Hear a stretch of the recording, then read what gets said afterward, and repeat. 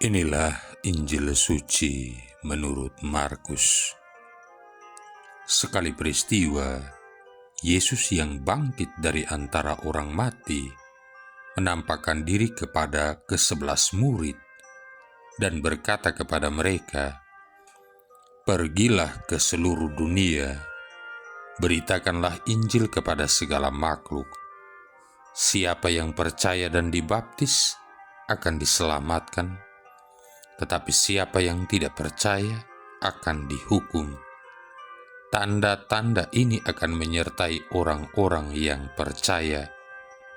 Mereka akan mengusir setan-setan demi namaku.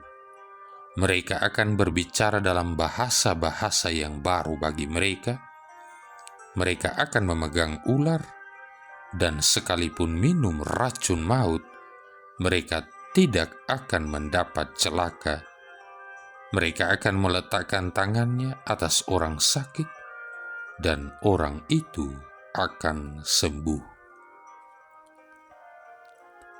Demikianlah sabda Tuhan. Saudara-saudari yang terkasih, dari semua orang yang kita temui dalam kitab suci, Santo Paulus kiranya menduduki salah satu tempat teratas, kalaupun tidak paling atas, dalam hal sepenuhnya taat kepada perintah Yesus untuk mewartakan Injil seperti yang diungkapkan dalam bacaan Injil hari ini. William Barclay malah memberi judul Ambassador for Christ, Duta bagi Kristus, untuk bukunya tentang hidup dan ajaran Paulus, The St. Andrew Press, 1973. Orang kudus ini berubah dari orang yang membenci Yesus menjadi orang yang sangat mengasihinya dan memberikan hidupnya bagi Kristus agar supaya setiap orang dapat mengenal kasih Kristus yang sangat indah. Cerita tentang pertobatan Santo Paulus dapat menjadi inspirasi bagi kita sekalian yang hidup di zaman ini. Paulus pernah berdosa karena kesalahan yang sangat serius, yaitu memimpin penganiayaan atas para pengikut Yesus. Namun demikian, Yesus menunjukkan belas kasih-Nya kepada Paulus dan menjadikan dia sebagai salah seorang kudus terbesar sepanjang masa. Apabila Yesus dapat melakukan keajaiban seperti itu terhadap diri Paulus, maka bayangkanlah apa yang dapat dibuatnya bagi kita. Pada hari ini, kita merayakan pesta dalam rangka pertobatan seseorang yang dulunya sombong, suka memaksakan kehendaknya, keras kepala, dan sering melakukan tindakan kekerasan. Pertobatan Paulus adalah sebuah tanda yang seharusnya menyemangati kita dan menambah keyakinan kita bahwa belas kasih dan rahmat Yesus dapat mengubah para pendosa yang terburuk sekalipun untuk menjadi pelayannya yang sungguh-sungguh tangguh. Saudara-saudari yang terkasih, dengan Paulus, kita tidak hanya merayakan pertobatannya yang dramatis pada awal perjalanannya bersama Yesus, melainkan juga pertobatannya yang terus-menerus dalam hidupnya. Kita dapat saja membayangkan Paulus sebagai seorang pribadi yang tidak pernah marah besar, selalu bersikap serta berperilaku baik dan lemah lembut, dan tidak pernah membuat kesalahan. Namun, Perjanjian Baru memberikan gambaran yang agak lain tentang orang kudus yang satu ini. Di depan umum, Paulus berkonfrontasi dengan Petrus ketika berada di Antiokhia. Kita bisa lihat dalam Galatia bab 2 ayat 11-14. Ia berselisih dengan Barnabas mengenai Yohanes Markus yang mengakibatkan perpecahan antara dua orang yang dahulunya bersahabat sangat erat.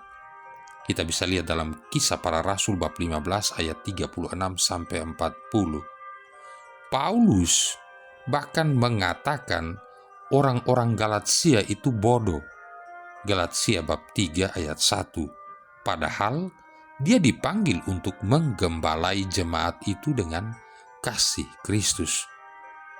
Seperti kita semua, Paulus mempunyai sisi negatif dalam karakter pribadinya yang membutuhkan sekian tahun lamanya untuk diluruskan oleh Allah. Paulus tidak selalu merupakan suatu model kesempurnaan, tetapi sesungguhnya dia adalah seorang pribadi manusia yang real, yang berkembang dari seorang yang mengasihi diri sendiri menjadi seorang yang sungguh mengasihi Yesus secara total. Hal tersebut memang memakan waktu seumur hidupnya, namun Allah tetap setia. Paulus terus berjuang untuk menjadi serupa dengan Yesus. Jadi, dimanapun posisi kita hari ini dalam berjalan dengan Tuhan, bahkan jika kita gagal, jatuh dan jatuh lagi, Allah akan tetap bekerja dalam diri kita. Apabila setiap kali kita jatuh, kita bangkit lagi dan tetap berbalik kepadanya. Percayalah bahwa kita semua dapat ditransformasikan dengan penuh kuasa seperti Paulus. Saudara-saudari yang terkasih, saya mengakhiri permenungan ini dengan sebuah cerita yang berjudul Cermin Pertama Eksplorasi Menuju Puncak. Sebelum manusia mulai mengenal cermin, jika ingin melihat bayangan diri, mengagumi kecantikan, atau hanya sekedar melamun, mereka akan memandangi permukaan air bersih. Suatu hari seorang laki-laki membeli cermin dan membawanya pulang. Benda itu banyak dibicarakan orang, sehingga ia tertarik untuk ikut membeli. Katanya, dengan benda bernama cermin, kita bisa melihat wajah dan penampilan kita dengan sangat jelas dan detail. Harga yang harus ia keluarkan untuk membeli cermin itu memang cukup mahal, tapi sebanding dengan hasilnya. Kabar yang beredar itu ternyata bukan isapan jempol belaka, benda yang sangat menarik sampai sang istri menjadi begitu curiga. Sang istri sudah tidak sabar menunggu suaminya itu pergi, supaya ia dapat menyelidiki benda asing tersebut. Ia merasa penasaran sekali. Sebelum benda itu hadir, sang suami hanya memandanginya seorang, jadi ia merasa iri. Api cemburu mulai membakar sang istri yang merasa memiliki pesaing baru. Belum juga 10 langkah sang suami keluar, ia langsung mendapatkan kesukaan baru si suami. Waktu melihat cermin, sang istri terheran-heran. Ia menatap sebuah bayangan tanpa sadar kalau itu adalah pantulan dirinya sendiri. Hatinya dipenuhi perasaan marah dan emosi sehingga tidak bisa berpikir jernih. Tidak bisa dibiarkan. Ia segera melaporkan perbuatan suaminya pada mertuanya. Anak mereka telah berani membawa wanita lain ke dalam rumah. Padahal selama ini ia sudah melayani suaminya dengan sebaik-baiknya. Rumah selalu bersih, makanan siap tersaji. Pendek kata, tak pernah dibiarkannya sang suami berkeringat hanya untuk makan, membersihkan diri atau melepaskan dahaga. Sang istri juga sudah merasa merawat diri dengan baik agar suaminya tidak melirik perempuan lain.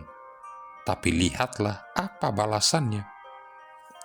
Ibu mertua yang mendapat laporan menantunya merasa tidak percaya. Ia mengenal anaknya dengan baik. Tidak mungkin anaknya menjadi seorang pengkhianat. Untuk membuktikan kata-kata menantunya, beliau memasuki kamar dan melihat cermin itu. Tentu saja yang tampak hanyalah bayangan dirinya sendiri. Tidak ada perempuan muda lain. Di dalam kamar itu malah ada seorang perempuan tua, entah siapa itu, katanya pada sang menantu. Tanggapan ibu mertuanya jelas membuat sang istri merasa jengkel. Ia kembali memeriksa cermin itu dan melihat wanita lain yang membuatnya marah. Bagaimana ibu mertua tidak melihatnya? Beliau memang sudah tua, tapi setahunya masih sehat akalnya. Benar-benar menjengkelkan. Saking marah dan putus asanya, ia berteriak kencang pada si cermin, "Tinggalkan rumahku!" Istri yang marah dan cemburu itu membanting cermin itu sampai pecah berkeping-keping. Ajaib, wanita lain yang sering dipandangi sang suami ikut menghilang. Syukurlah, katanya. Saudara-saudari yang terkasih, makna dari cerita bijak ini adalah orang bebal meluapkan amarah dengan begitu mudah. Itu disebabkan karena ketidaktahuannya. Orang yang miskin pengetahuannya akan menabrak ke segala arah. Itu karena dia membutakan diri. Orang memang sering malas untuk melihat dan menjadi tahu. Itu karena ia merasa nyaman dalam tempurung kataknya. Sayang, padahal dunia menyimpan begitu banyak jawaban yang menunggu untuk dijadikan prasasti dalam setiap peradaban manusia. Bertanyalah dan kamu akan mendapatkan jawaban. Marilah berdoa. Allah Bapa kami cahaya dunia, Engkau telah mengucapkan sabdamu dari hati ke hati, dari bangsa kepada bangsa, dengan pewartaan Rasul Paulus. Kini kami mengenangkan pertobatannya dan mohon agar kami pun Kau tobatkan dan Kau panggil. Dengan pengantaran Yesus Kristus Putramu Tuhan kami, yang bersama dengan Dikau dan Roh Kudus hidup dan berkuasa, satu Allah sepanjang segala masa. Tuhan memberkati kita sekalian, Bapa, Putra, dan Roh Kudus.